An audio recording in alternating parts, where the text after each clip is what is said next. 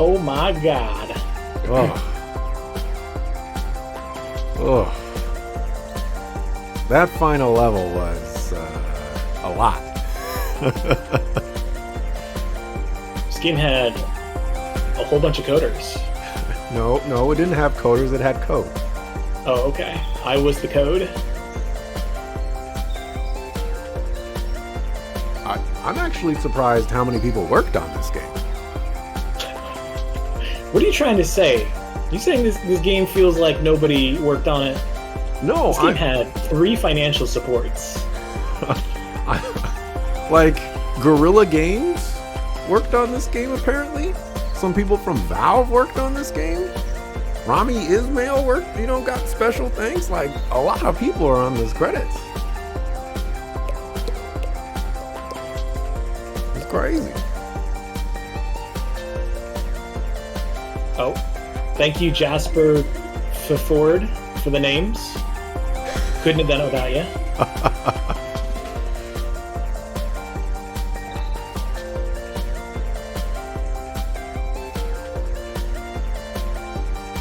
All of these play testers right here, they're the ones that ruined all of our great strategies. They're the ones who played that final level and were like, yeah, this is fine. I mean, I kind of get it. It's the final boss, right? You don't want it so players just like go beat it like it's any other puzzle and so, oh, that was it. Very anticlimactic. But also, that was so tight. I think it was tuned too tightly, in my opinion. I have to get you over the ledge or over the boss, and then I have to jump out of the hole within probably like 3 to 4 milliseconds of wiggle room. My game crashed. Oh. It said disconnected from host, and then it crashed. I just got chucked to the title screen. Yeah, that would make you stop hosting. I just feel like that boss needed a little bit of rubber banding so that, you get out of the hole with any consistency. Sure, that's on you, whatever. But after that, he should fall back to a set distance from you so that you don't have to like run for 6 seconds to find out you're dead. That's the part I find most egregious. I would be more lenient with it if it had more like things to help you out. If it had like a little color line where it would be a good time to jump to let the first person get over the boss. That would be like one of those little helpful things of like, okay, I know when to jump, and that part can always be relatively consistent. Because Sure. There wasn't a whole lot to base it off of. Like the boss moves pretty fast, and it could be a few frames to the left, a few frames to the right, but if you don't have that much wiggle room to make an educated guess, because then you just die. Counterpoint, that's like the first thing you do right after the checkpoint, so I'm okay with it being kind of ass. My problem is like what happens down the line. It's like if it's a really, really tight jump and you die there 100 times, it can feel kind of frustrating, but I don't think it's nearly as frustrating as you make that jump and then you run for 6 seconds and then the boss catches up with you and kills you because you did something else wrong. I feel like the first jump being super duper tight kind of makes it, like I said, the you don't want it to feel like a normal puzzle. You don't want the players to just beat it. So I think getting the player stuck there on purpose by having one really, really tight trick is fine as long as it's the first trick after the checkpoint. That's my extremely cold take. Hi, there's a cat. I would agree with that, and like to give the puzzle or that particular stage credit, it was very short. It was probably 10 to 12 seconds of a level.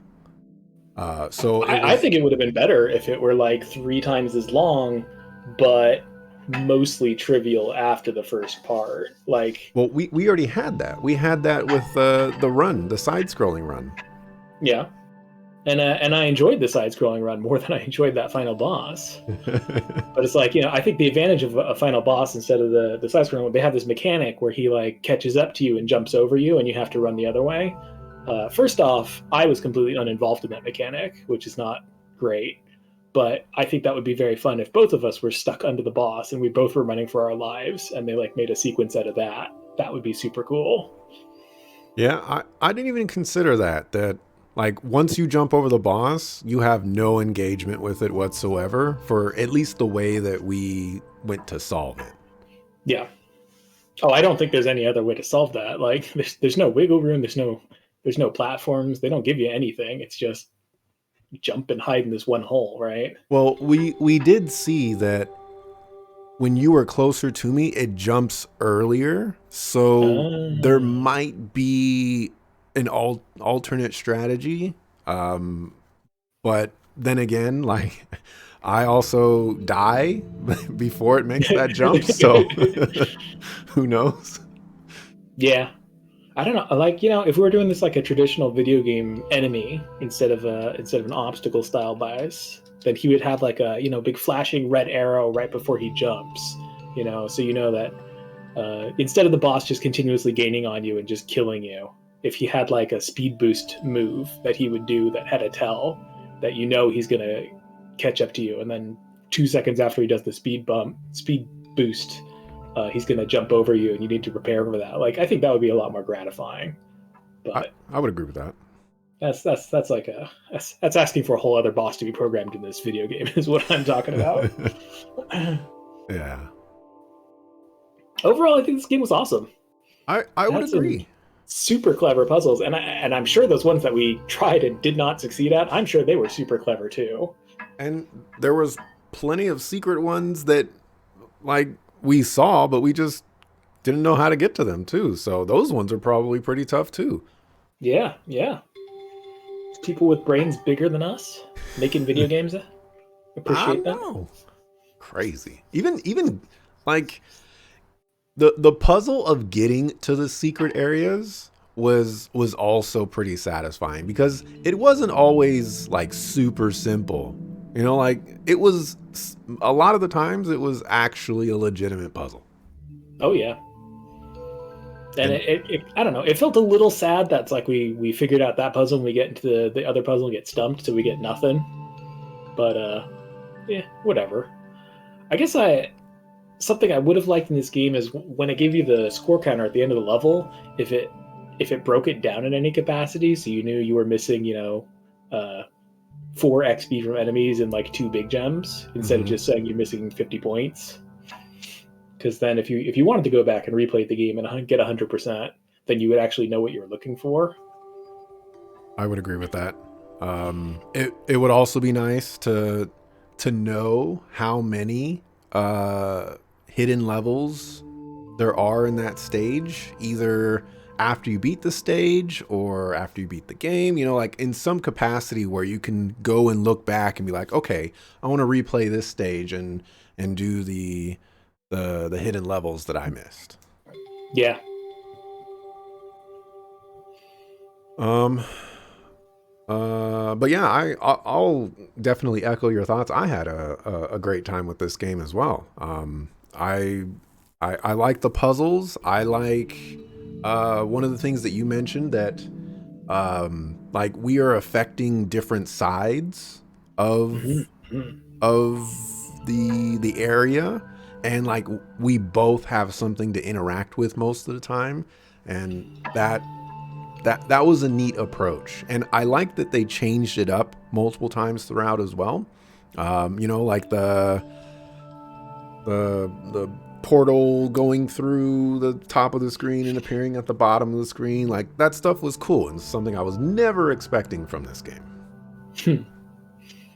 Yeah, I liked the enemy variety, shockingly, for being just little dippy obstacle enemies in a platformer. That you got grounded guys and jumping guys and homing grounded guys and homing jumping guys, and then the dive bombing pigeon assholes.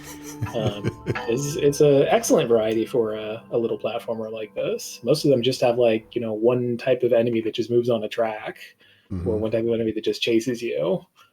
So the fact that they varied that, I think, is a more unique thing that this game offers that a lot of other games don't. I really appreciated. I'm actually legitimately surprised that there's either no enemies that shoot you with something, or there's no hazards in this game. Oh, that's true. Yeah, there was a pit that I fell in early that I thought just killed me, but then when we got to the pit, we found out it had enemies in the bottom of it, and that's how they made a death pit.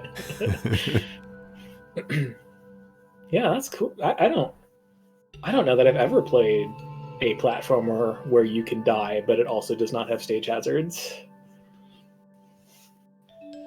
Indeed. I mean, the enemies are kind of just hazards. They're spikes, but they move. Sure. But still, I liked that sometimes, you know, your objective was to get behind the enemies and come back and kill them afterwards, and sometimes your objective was to figure out how to kill the enemies before you go through them. And it was typically pretty readable, whether you were supposed to pass the enemies or not. There wasn't any like obscene bullshit of like, well, this is absolutely impossible, but the game just expects you to get through it anyway. I guess the part with the 3 pillars was the biggest part we had of that, but it was pretty clear what you were supposed to do there. We didn't get stuck because we didn't know we were supposed to be able to get to the enemies. It was just really hard. Yeah. You know, speaking of the 3 pillars and even the final boss, there are some interesting difficulty spikes in this game where, you know, like most of the time you're going through this game, it's like, okay, we see what we need to do, or it takes, you know, 5 minutes or something like that. But to come across a couple of puzzles where the execution becomes significantly greater than other ones, that definitely caught me by surprise. Yeah. I feel like a lot of these games are like scared or made by people who don't like execution. Like they're scared to demand that much of their players. Because I feel like indie devs in general, I don't want to say indie devs are scared, but they're a lot more. How to phrase this? It's a passion project that they're working on, and it's easy to scare people off of playing their game. You know, with any negative word of mouth, any negative reviews, anytime someone plays it and says this is frustrating and sucks and I hate it, and they leave a negative review, it's like that could be absolutely horrible for an indie dev. Whereas, you know, you talk about your Call of Duty or whatever, someone leaves a negative review and everyone just does not care even slightly. So right. I think there's a huge pressure on indie devs in order to make their games accessible as possible. And the fact that they're willing to make a game that is both a puzzle game and require excellent execution says a lot to the confidence of the creators of this game. They had this vision that was demanding, and they were willing to stick with it. I think it's very cool. You took the word right out of my mouth, that like they went about to make this accessible. And I would probably even go as far as to say that like most of the super challenging stuff was the secret puzzles, where you didn't have to solve those. Those were completely optional. Yeah, and that's a great way to do it, and that's a very common way to do it, so that you don't, you know, just block your players, right? Right. Because I mean, we gave up on a couple. I don't know that we couldn't solve those if we just sat here for another couple hours, but we did give them a try and did give up on them ourselves. So it's like, if that was in the way of the main game, would we have beaten this game? Would we have had these impressions of this game? I think probably not as much. I don't know. They didn't do that, so that's good game design. If I were to give my biggest criticisms towards this game right now, it's that if you're going to have settings for your game, please make it accessible on the title screen. I want to change the volume and all the other good stuff on the title screen. I don't care about smooth edges. Yeah, it's kind of perplexing that they have the setting screen and then they have the other better setting screen further in. But I don't know. There's probably some mechanical reason for it, I assume. I don't know about you. I'm playing on an ultra wide screen, so I had it set to full screen. And when it full screened, it just took up 2/3 of my screen and stopped. And I was like, this is not what full screen means. But thanks for trying. All right. That was Ibn Bob. Heels, do you have any final thoughts or any last words? It was a great time. I'm down to play more co-op games with you in the future. As am I. I am I've there's so many co-op games out there that I see, but the thing is a lot of them are like 3 to 8 player, like shenanigans, like you're cooking meals or you're moving things out of houses and stuff like that. Yeah. And a lot of the co-op games that I'm trying to look for are games like this, where, maybe you have 2 to 4 players and, you're trying to solve puzzles or trying to overcome a specific stage, by working together and things like that. And less about the, the chaos and more about the coordination. But, I'm keeping an eye out. I'm still looking for them. Yeah, I mean, I play a fair number of games with my wife, and she's not the greatest gamer in the world. She's okay, but we have like It Takes Two is everyone talks about being the biggest, most successful co-op game, and we got most of the way through that. I think it was too hard for her. But that means that I'm always on the lookout for co-op games, and it's like I guess if it's one of the more challenging ones, I'll play it with you. Fair enough. All right. Well, thanks for the fun. Not a problem. Thanks for playing the game with me. I'm gonna shut down the stream. Thanks for everybody for watching. Appreciate it. We'll see you the next time we see you. Peace. Yeah, remember to like and subscribe. Oh my gosh. Oh my gosh. I'm out.